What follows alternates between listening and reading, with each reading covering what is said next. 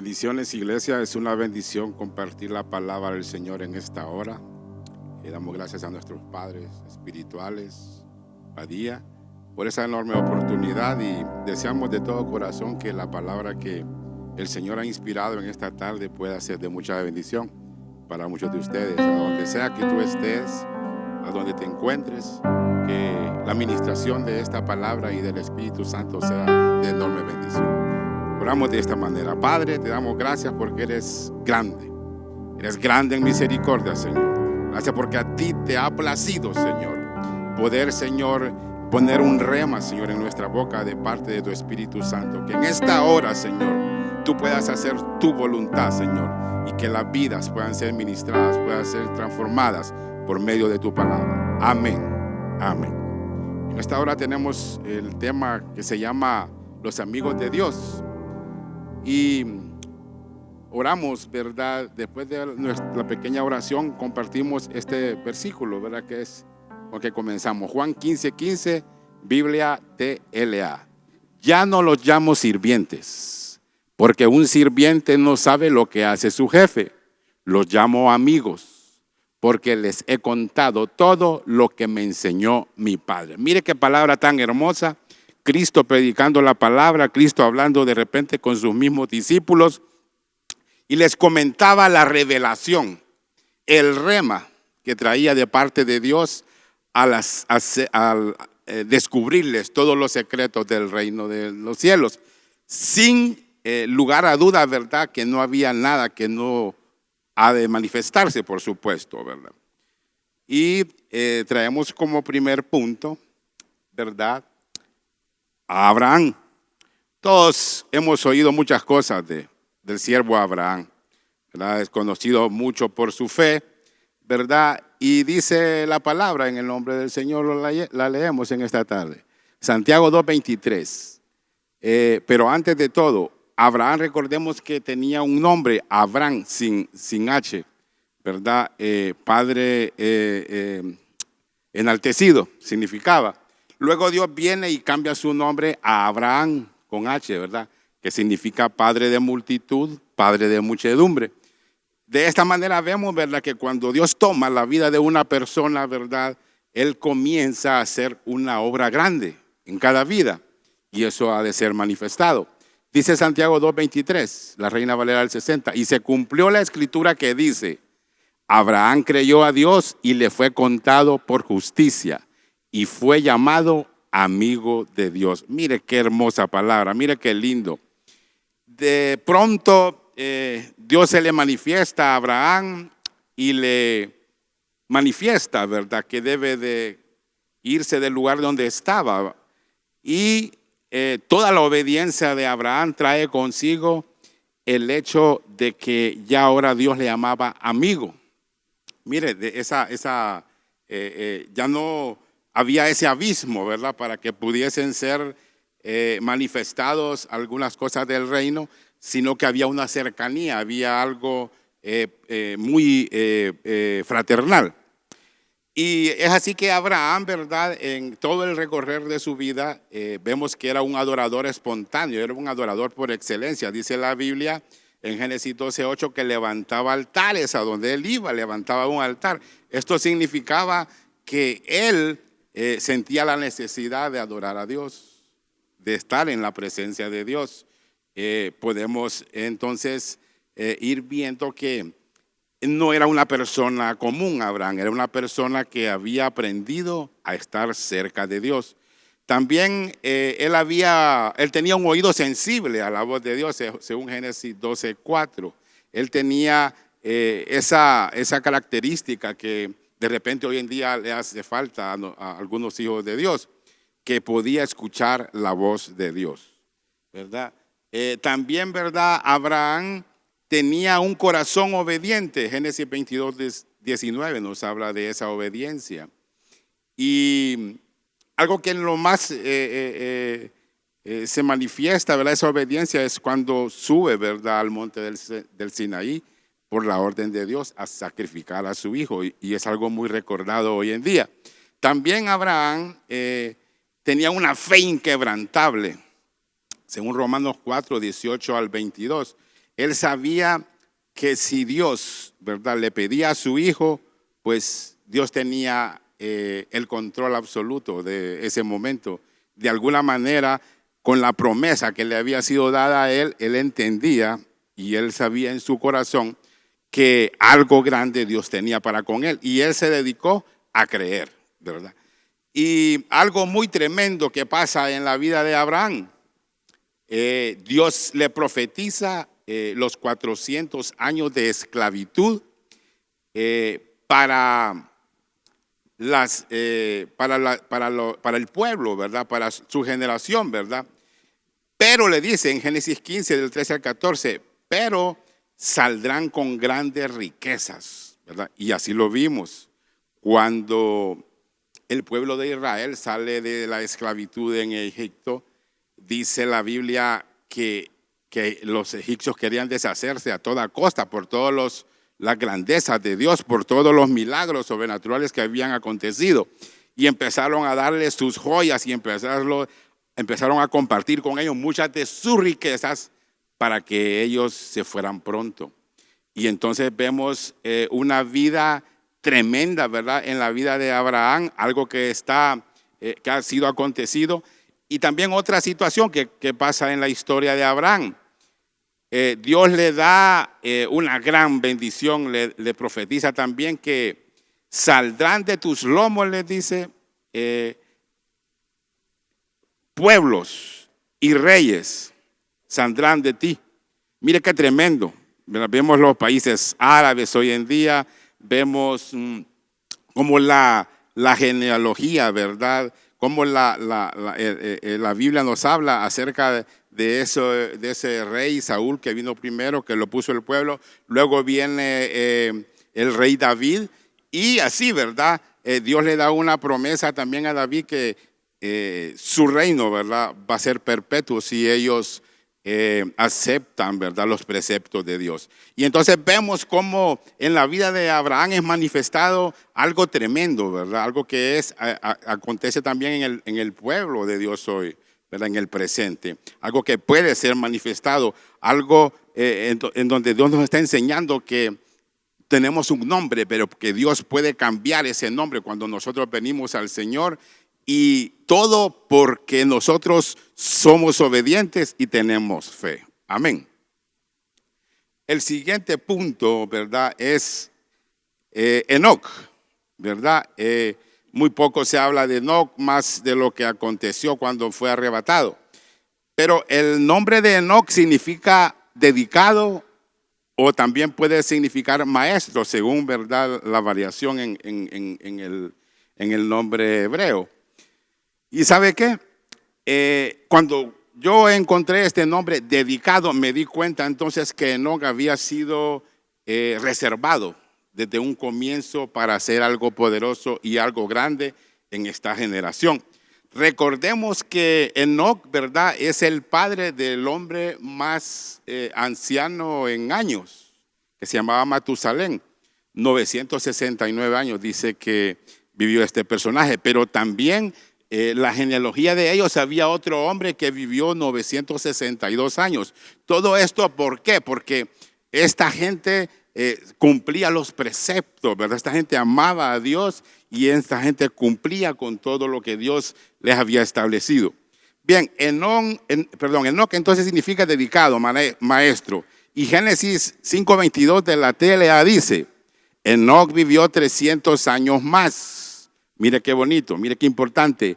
Como obedecía a Dios en todo, ya no volvió a saberse de él porque Dios se lo llevó. Mire qué bonito. Así que Enoc vivió 365 años.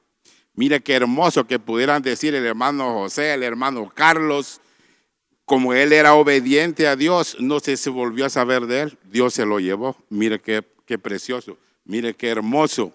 Cómo Dios puede acoger a aquellos que cumplen con su voluntad, aquellos que le aman. Y entonces vemos cómo en estas historias Dios se va acercando al hombre porque Dios da el primer paso, ¿verdad? Dios dice que ya no como leemos en el primer versículo, ya no vamos a ser llamados esclavos, ¿verdad? Sino que vamos a ser llamados amigos. Entonces, vemos cómo Dios va acercándose al hombre con una finalidad y con un propósito. Vemos que en el tiempo antiguo, para este tiempo, vemos cómo Dios pierde toda una generación, ¿verdad? Y vemos cómo Noé, ¿verdad? Solo él se salva, ¿verdad? Con 7 miembros de su familia más él. Pero en este tiempo, en el tiempo de Enoc, ¿verdad? Él era el hombre que más amaba a Dios. Era uno de los hombres que más cumplía, ¿verdad? Con los mandamientos y con los estatutos de Dios. Es por eso que a él Dios se lo lleva. Hermoso, muy hermoso.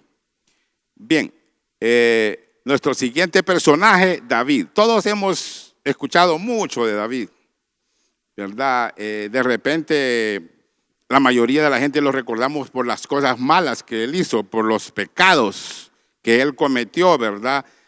Pero junto a ello, ¿verdad? Vemos cuando Dios le restaura. David significa el amado. Mire qué bonito. Fíjese que casi nadie habla, ¿verdad? De lo que es la madre de David. Y yo, es un nombre un poquito confuso, pero el nombre de la madre de David significa columna, ¿verdad? En el hebreo. Y viene David, ¿verdad? Junto a Isaí y a su madre, ¿verdad? Lo tienen a él, a este pequeño, y le ponen ese nombre, David, el amado. Desde el momento en que Dios le pone ese nombre, Dios le pone un sello, el amado. Mire qué hermoso que pudiésemos nosotros ser llamados de esa manera, que de repente lo somos, pues cumplimos los preceptos del Señor, amamos a Dios, le servimos, ministramos su palabra a donde vamos. Y entonces esa cercanía, ¿verdad? Hace que Dios le ponga ese sello con ese nombre. Hechos 13:22, palabra de Dios para todos, versión. Dice, después de destituir a Saúl, Dios nombró rey a David, de quien dio testimonio. David, el hijo de Isaí, me agrada porque está dispuesto a hacer todo lo que yo le diga. Todos recordamos que quizás el versículo más conocido es en la Reina Valera del 60, porque habla de que David tiene un corazón conforme al corazón de Jehová. Y en esta versión vemos, mire qué bonito, me agrada porque está dispuesto a hacer todo lo que yo le diga. Mire qué bonito que Dios pudiera decir de cada uno de nosotros eso. Vivimos tiempos muy difíciles hoy en día. Vivimos tiempos en donde generaciones enteras se están perdiendo. Vivimos tiempos en donde vemos muchos jóvenes morir por la violencia, por la desintegración familiar. Y hay muchos problemas sociales hoy en día. Pero qué lindo fuera que así como llegamos a los pies del Señor y Él nos selló y nos cambió el nombre y nos llamó ahora amado, el amado, qué lindo fuera que todos los jóvenes, que todas las personas pudieran gozar de esta bendición de Dios. Pues bien, como todos conocemos mucho de lo que es la vida de David, yo sintetizaba dos puntos. Uno de ellos es su humildad para reconocer sus errores. Mire qué tremendo. Cuando él falla y el profeta Natán va y le amonesta, él podría haberse negado, podría haberse enojado. Él tenía el poder y tenía la autoridad para destruir a Natán si él así lo hubiese querido. Pero no. Él reconoce su error y se somete a la voluntad de Dios. Y entonces es algo muy hermoso de lo que quizás hoy en día podríamos decir que se carece en el pueblo. Muchos no queremos reconocer nuestros errores. Y entonces cuando hay rebeldía, cuando hay en nuestro corazón algo que estorba, porque cuando somos desobedientes definitivamente no podemos acceder a los propósitos de Dios para con nuestra vida. Y eso es lo hermoso de David, que él era muy humilde para reconocer sus errores. Quizás por eso Dios le usó tanto en cuanto a escribir tantas poesías en los salmos. y quizás por eso David experimentó cosas que muy pocos hombres de Dios experimentaron en ese tiempo, ¿verdad? El hecho de tener el arca del pacto cerca de él, de amarla, de cuidarla, de respetarla. Todo esto de la caída de David le enseñó de alguna manera a tener una relación más fluida, más cercana con el Señor. Y otro punto importante que yo sincretizaba, su arrepentimiento genuino. David es capaz de escribir con una pluma: crea en mí, oh Dios, un corazón puro, un corazón limpio. Algunos estudiosos de la Biblia dicen que él escribe este salmo cuando él acababa de fallar con Betsabé y él es restaurado. El punto es que muchas veces después de la caída viene el levantamiento.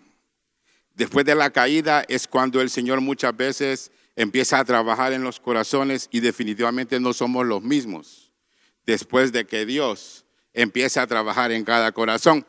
Y Dios lo hizo de esta manera en David. Así que vemos cómo Dios restaura esta vida y vemos cómo Dios hace algo tan poderoso en la vida de David que es recordado de generación en generación. Un ciego decía, cuando Cristo iba por las calles, gritaba y decía: Hijo de David, ten misericordia de mí. O sea, era tan especial el lugar donde el pueblo de Israel tenía al rey David, que ya no quizás se recordaba por lo malo que había acontecido en su vida, porque Dios había venido, le había levantado y había borrado cada uno de sus pecados. Y es por eso que fue un gran hombre el rey David. Bien, otro personaje importante que podemos estudiar es Juan el apóstol. Juan el apóstol, podemos decir que su nombre se puede traducir como Dios perdona. Mire que eso viene como a crear un puente, ¿verdad?, entre Dios y el hombre. El nombre de este hombre, Dios perdona. Bien, Juan 13:23, la TLA. Mientras cenaban, mire qué bonito, el discípulo favorito, otras versiones dicen el discípulo amado, ¿verdad? El discípulo favorito de Jesús estaba sentado junto a él. Mire qué hermoso. Yo me dediqué a estudiar un poquito de la vida de estos personajes, algunas cosas que no manejamos, algunas cosas que no conocíamos. Y sabe, dice la historia, supuestamente Juan el apóstol era el apóstol más joven de todos. De los 12, él era el más joven. Se presume que cuando él se acercó al Señor tenía apenas 24 años. Y según lo que encontré en la historia acerca de Juan, ¿verdad?, era engreído por ser muy joven. Era consentido quizás porque había sido muy mimado por sus padres y era un joven muy arbitrario. Pero fíjese que todo esto malo, ¿verdad?, así como en cada uno de los personajes de los apóstoles, ¿verdad?, vemos que Dios no solo, cuando Cristo escoge a cada uno de ellos, dice la Biblia que Él sube al monte a orar. Y cuando Él sube al monte a orar, entonces Él empieza a escoger a cada uno de ellos. Y aunque este muchacho era muy joven y tenía muchos defectos, pero mire las cualidades que tenía Juan. Era confiable, era presto, era valiente y era fiel. También era muy devoto. Y fue el único que estuvo con Jesús hasta su muerte, según lo que yo encontré. Imagínese usted, todos salieron corriendo, todos corrieron cuando fue capturado Jesús. Pedro dijo que no le conocía, ¿verdad? Y cuando cantó el gallo 3 veces, dice la Biblia que él lloró amargamente. Pero este joven, si tenía 24 años, cuando el Señor le llama, Él tenía más o menos unos 27 y medio, 28 años, cuando acontece lo de la muerte de nuestro Señor Jesucristo. Y según lo que encontré, él fue el único que estuvo hasta el final. No sé si usted se acuerda del relato en la Biblia, cuando Cristo desde la cruz le quedó viendo a Juan y le dijo: he ahí tu madre, le dijo a María, la madre de él, ¿verdad? De nuestro Señor. He ahí tu hijo, le dijo. Y fíjese que según la historia, según lo que yo encontré, dice que él fue el apóstol que más cercano estuvo a la madre de Jesús. Por cuanto cuando nuestro Señor estaba en esa cruz, le había dicho él estas palabras. Mire qué bonito. Y encontré otra cosa muy hermosa. Dice que al ser anciano, él cargaba una silla para sentarse, porque él se ponía a compartir la palabra, pero como él era ya tan anciano, entonces él no tenía fuerzas. Él ya no tenía fuerzas en sus piernas para sostener su cuerpo. Entonces dice esta información que encontré, que él cargaba una silla para poderse sentar mientras él desarrollaba la palabra. Pero algo muy hermoso que nosotros hemos leído y que compaginé, dice que él, cuando ya estaba anciano, y lo vemos cuando él escribe ese libro, se refería de esta manera: hijitos míos. Mire qué bonito.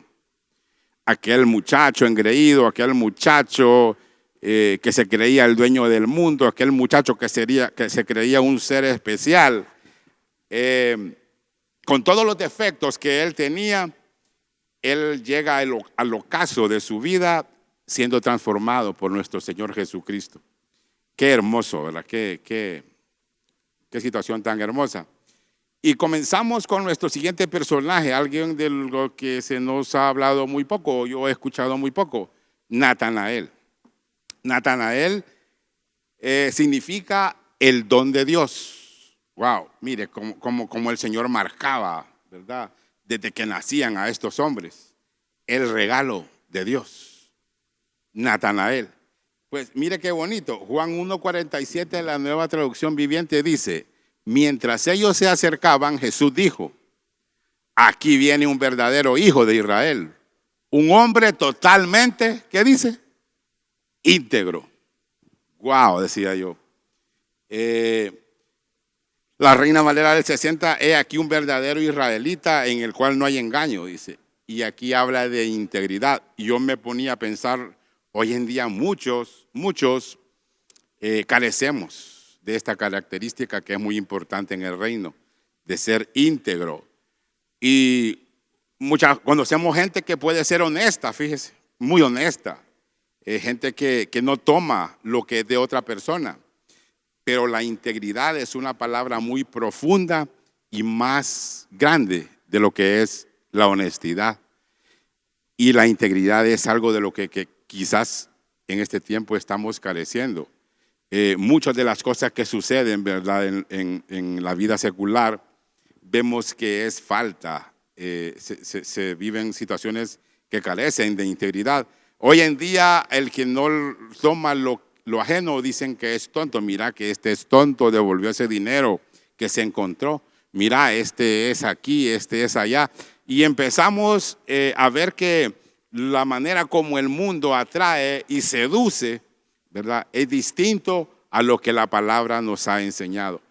He aquí un hombre totalmente íntegro, dijo Cristo cuando se encontró con Natanael.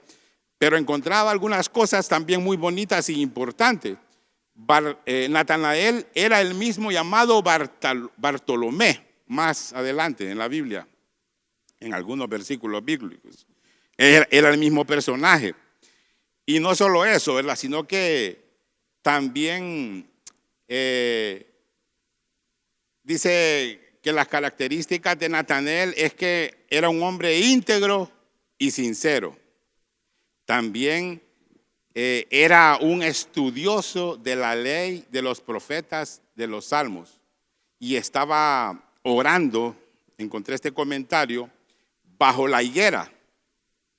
Por eso cuando Cristo lo encuentra y le dice: he aquí, ¿verdad? Mientras ellos se acercaban, Jesús dijo, aquí viene un verdadero hijo de Israel. Y si usted lee los versículos que están más abajo, ¿de dónde me conoces?, le dijo Natanael. Desde que estabas en la higuera, yo te vi. Es por esa razón que este comentario dice que él estaba orando debajo de la higuera cuando el Señor ya lo había visto, ¿verdad? Ya el Señor estaba usando diferentes dones, como dones de ciencia, discernimiento de espíritu. Y entonces Natanael queda como atónito cuando el Señor le dice estas palabras y le dice, Rabí, tú eres el maestro, le dice. Y Jesús le dice, por lo que yo te digo, tú dices que yo soy el maestro y que soy el rabí. De ahora en adelante, le dijo Cristo, verás ángeles del cielo que suben y bajan. Mire qué hermoso, mire qué poderoso. Pero otra cosa que encontraba muy importante referente a Natanael, que era un posible descendiente de la dinastía que se llamaba Ptolemaica. Esta dinastía Ptolemaica tenía que ver con el general de Alejandro Magno. De ahí venía la descendencia de este varón, de Natanael. Entonces, esto me enseña a mí que por sus genes, él también era un hombre que quizás, ¿verdad?, fuera dado a la guerra, Natanael. Y cuando yo encontré esta historia que habla de que él era muy estudioso de los profetas y de los salmos y de la ley, entonces cuando él se encuentra con Cristo, definitivamente él es sacudido en su interior. Porque Cristo lo expone, Cristo empieza a revelarle cosas que él no sabía, pero que él estaba viviendo, porque él estaba empapado de la ley, de los profetas y de los salmos. Él manejaba la palabra, hablándolo de otra manera. Y entonces esto significa que Natanael no era un hombre cualquiera. Y lógicamente todos sabemos que los 12 que Cristo escoge, los escoge porque tienen algo especial. Ya lo hemos visto, ya lo hemos venido desarrollando, viéndolo solamente con sus nombres. Luego estamos desenvolviendo y desarrollando lo que algunos de ellos hacían. Bien, y otro personaje que nos encontrábamos también era Josué. Josué, todos sabemos que Josué, ¿verdad?, era hijo de Nun, y que dice el nombre de Josué, Jehová salva. Mire, yo le pregunto, ¿cuál fue la vida entonces de Josué? Josué trajo salvación a través de su vida para el pueblo de Israel. Josué era un guerrero. Y sabe, dice allí, mire, Éxodo 33:11, el libro, la Biblia, el libro Pueblo de Dios, dice, pero Josué, su joven ayudante, no se apartaba del interior de la carpa. Dice la Biblia que Josué era muy joven cuando él empezó a ser instruido por la vida de Moisés. Pero yo me acordaba también cuando Pablo fue instruido a los pies de Gamaliel. O sea, empezamos a desenredar la madeja, como a desenredar, ¿verdad?, lo que es esta situación. Vemos cómo Dios va alistando, Dios va guiando, Dios va moviéndose y Dios va anticipándose al futuro, porque Dios es así. O sea, Dios conoce el futuro, ¿verdad? Nosotros apenas conocemos el presente. Y entonces Dios empieza a acondicionar todas las piezas para que todo se lleve a cabo con aquellos que desean ser sus amigos. Esto nos enseña de que Dios está buscando siervos amigos, depositarios de su reino. También vemos cómo también Dios habló con David, ¿verdad? Y empezó a manifestarse de generación en generación como lo hizo, ¿verdad? Con el rey David. De la misma manera Dios quiere manifestarse día a día con nosotros. No sé su vida anterior, no sé su pasado, ¿verdad? Quizás usted no ha sido tan delicado en averiguar de dónde viene, cómo llegó, quiénes eran sus padres, sus abuelos, pero vemos cómo Dios va listando todo, y entonces cuando nosotros conocemos nuestro pasado, nosotros sabemos entonces de repente a qué nos enfrentamos el presente, y podríamos pensar a qué tenemos que enfrentarnos en el futuro. Y de eso se trata. Pues bien, algo muy poderoso que pasó, que muchos también de repente lo manejamos, es que como Josué era un joven que estaba a los pies de Moisés, desde muy joven, cuando Moisés es llamado, Moisés es llamado de 80 años aparentemente, y muere a los 120 años. O sea, estamos hablando entonces que más o menos Josué pudo haber estado unos 40 años a los pies de Moisés. Y si él era un joven, no sé, de 15 o de 20 años, entonces Josué ya era un hombre muy experimentado, porque él estuvo cerca de ese gran sacerdote, ¿verdad? Moisés. Y entonces cuando él aprendió lo que aprendió con Moisés, él entendió que él tenía el poder y la autoridad para detener el tiempo. Y dice la Biblia que él estaba en guerra con los gabaonitas. Y dijo él estas palabras: sol, detente en Gabaón, y tú, luna, en el valle de Ajalón. Y dice la Biblia que aproximadamente por un día, eso está en el libro de Josué 10:12, aparentemente por un día Josué detuvo el tiempo. Yo te pregunto en esta hora, yo te pregunto en este momento, ¿hasta dónde llega tu fe? ¿Hasta dónde llega el poder de tu boca para poder hacer que el viento, que las condiciones climáticas, que el tiempo sea detenido? ¿Hasta dónde llega tu fe? ¿Hasta dónde tú has aprendido lo que Dios quiere enseñarte o lo que has aprendido? Muy raras veces podemos ver hoy en día gente viviendo en otro nivel espiritual. Muy pocas personas vemos que son capaces de renunciar a muchas cosas que nos seducen hoy en día. Hoy vivimos momentos duros, hoy vivimos momentos muy difíciles, y uno de ellos son las redes sociales. Hay mucha gente que puede estar todo un día y no sentir el tiempo, pero muy pocos queremos estar en la presencia de Dios, queriendo llegar a otro nivel espiritual. Así que yo en esta tarde te invito a que podamos dar ese paso. Y bien, el personaje último de este pequeño mensaje es Moisés. Moisés, su nombre significa salvar o salvado de las aguas. Algunos decimos que nos enseñaron, pero es similar, ¿verdad? Sacado de las aguas, salvado de las aguas, ¿verdad? Porque a Moisés lo tiraron en una cesta, ¿verdad? Por el río, y entonces se le atribuye este nombre. Éxodo 33:11, la Biblia Martín Nieto dice: el Señor hablaba a Moisés cara a cara. Mire qué bonito. Como se habla entre amigos. Mire qué hermoso. Vemos a un Moisés que dice la Biblia que era tardo para hablar. O sea, él no tenía facilidad de palabra y estuvo peleando con Dios en un tiempo. Y así como como Dios estuvo con Moisés, él desea anheladamente estar contigo. Él desea que tú estés en su presencia.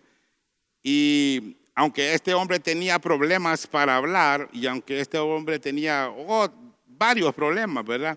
Y él no se sentía capaz de desarrollar la obra de ministerio que Dios quería hacer con él.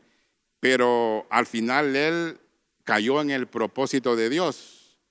Y esto lo fue conquistando, lo fue cultivando él poco a poco.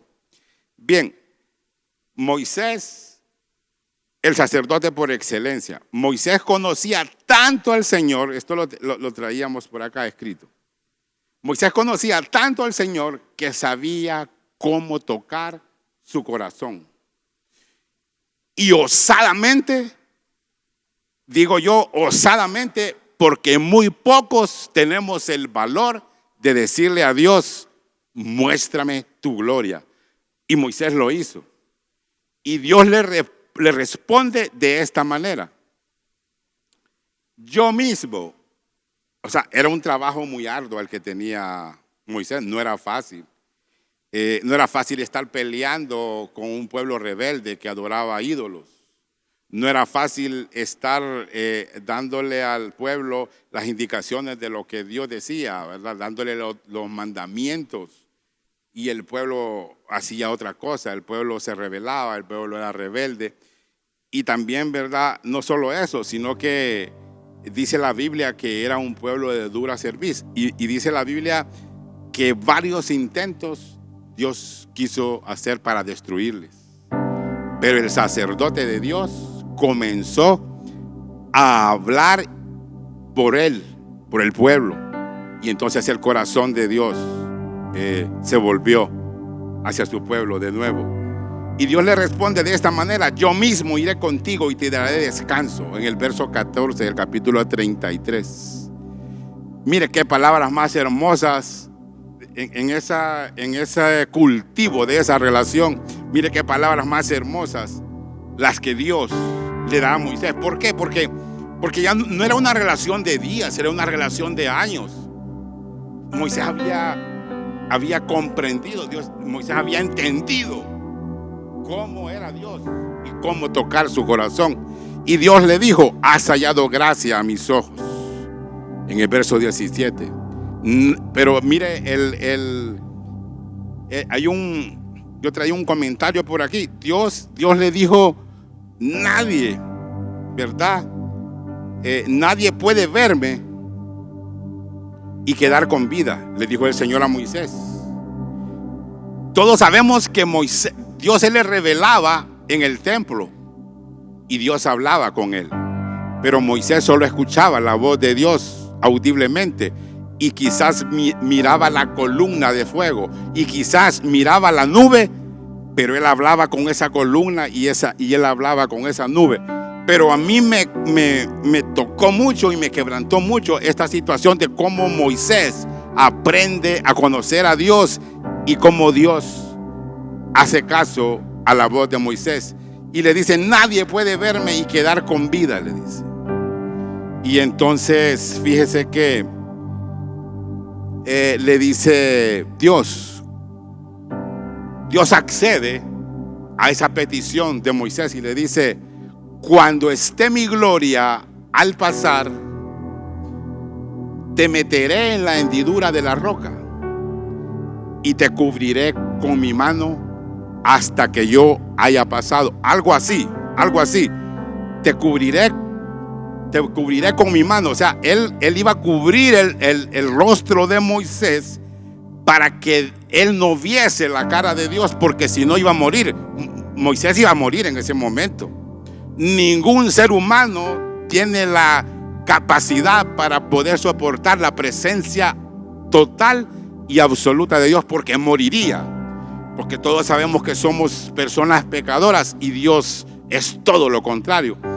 Y Dios le permite que dé este paso. Cuando esté mi gloria al pasar, te meteré en la hendidura de la roca y te cubriré con mi mano hasta que yo haya pasado.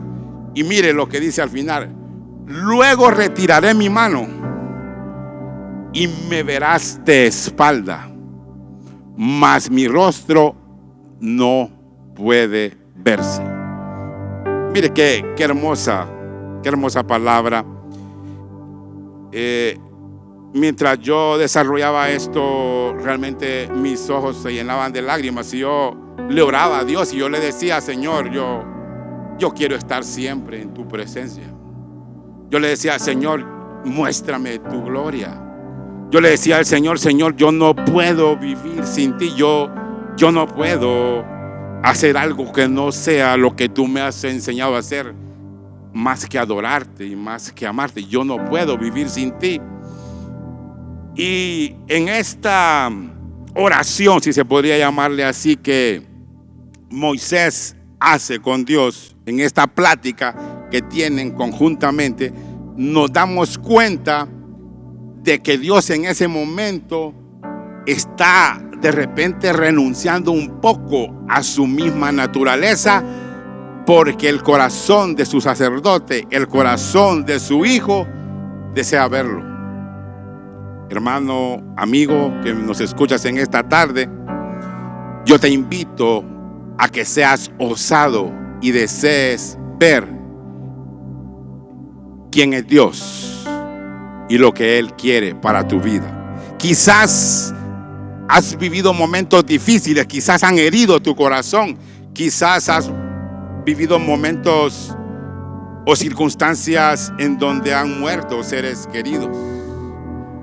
Quizás tu corazón esté herido y quizás tu corazón esté cicatrizando en esta hora.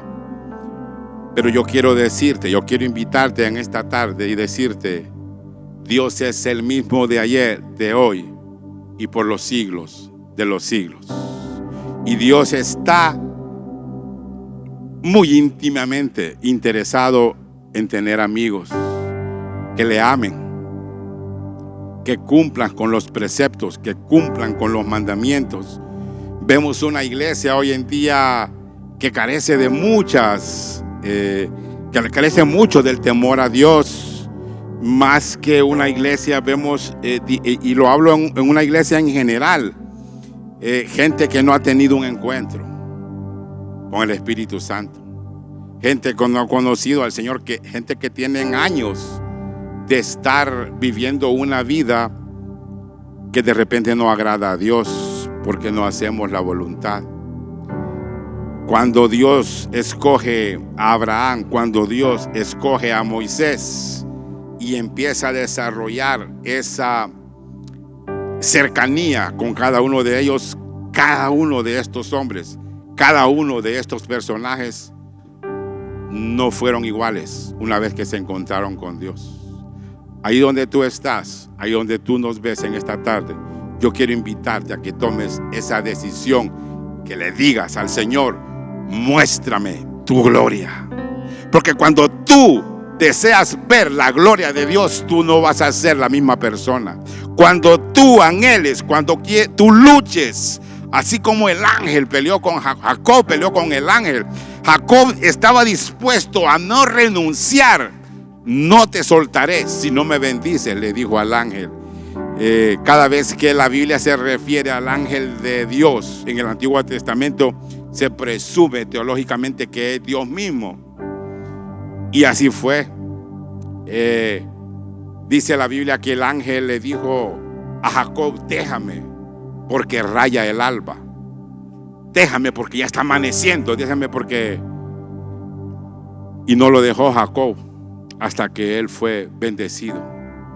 Padre, en esta hora venimos con un corazón humilde, Señor, a decirte, Señor, como el hijo pródigo: Padre, perdóname porque he pecado contra el cielo y contra ti, y ya no soy digno de ser llamado tu hijo.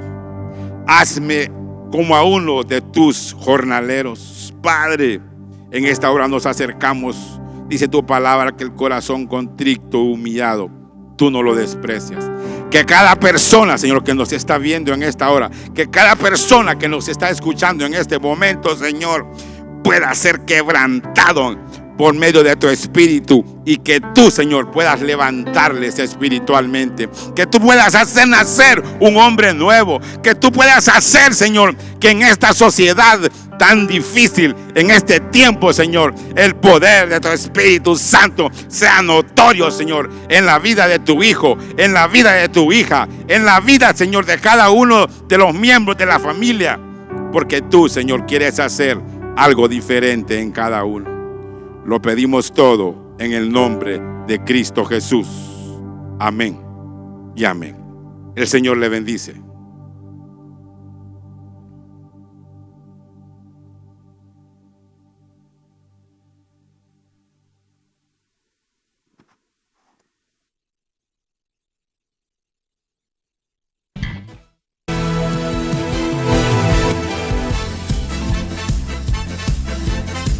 generación que da.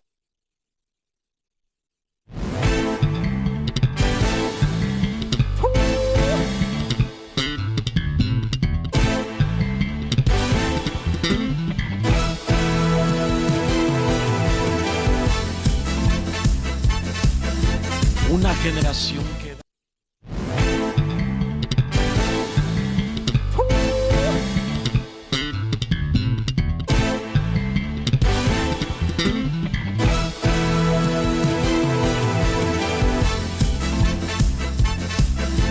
Una generación